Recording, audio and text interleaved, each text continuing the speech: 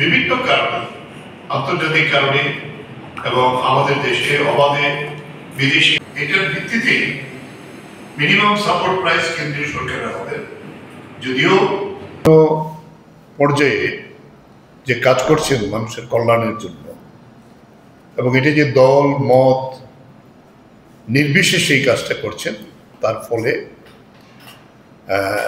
সেখানে নীতি আয়োগ পর্যন্ত বলেছে সবচেয়ে কম দারিদ্র আমাদের ভারতবর্ষের মধ্যে কেরালাতে আছে। তাই কেরালা সরকার গতকালকেই একটি বৃহৎ অনুষ্ঠান করে তারা ঘোষণা করেছেন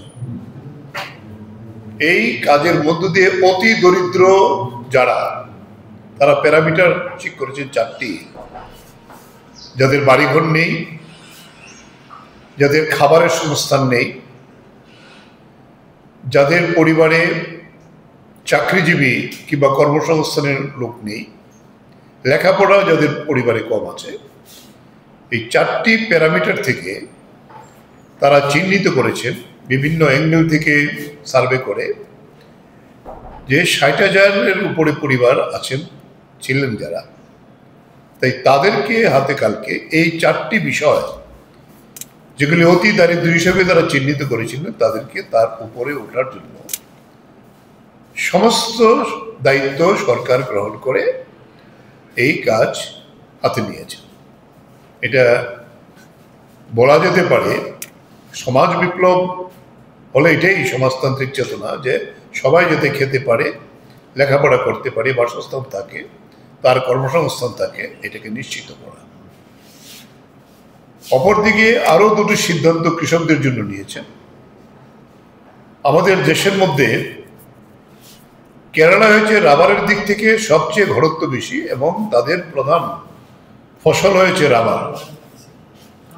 রাবারের বিভিন্ন কারণে, আন্তর্জাতিক কারণে এবং আমাদের দেশে অবাধে বিদেশি রাবার আসার ফলে রাবারের বাজার দর প্রচণ্ডভাবে কমে গেছে, 200 টাকার নিচে নেমে গেছে। আমাদের রাজ্যের মধ্যে 160, 70, 80 এরকম চলছে। সরকার সিদ্ধান্ত নিয়েছেন যারা এরকম 5 হেক্টর থেকে 10 হেক্টর পর্যন্ত জমির মালিক, রাবারের 200 টাকার কম যদি পড়ে যায়, 200 টাকার কম যেটা হবে 200 টাকা পর্যন্ত কেরালার সরকার তাদেরকে ইনসেন্টিভ দেবেন সমস্ত রাবার উৎপাদকদের।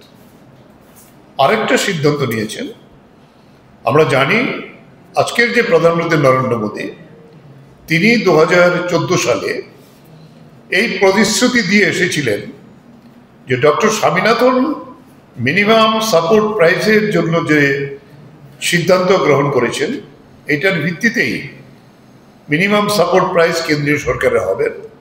যদিও এটা নরেন্দ্র মোদী সরকার এসে দেননি, না দেওয়ার ফলে যে কৃষক আত্মহত্যা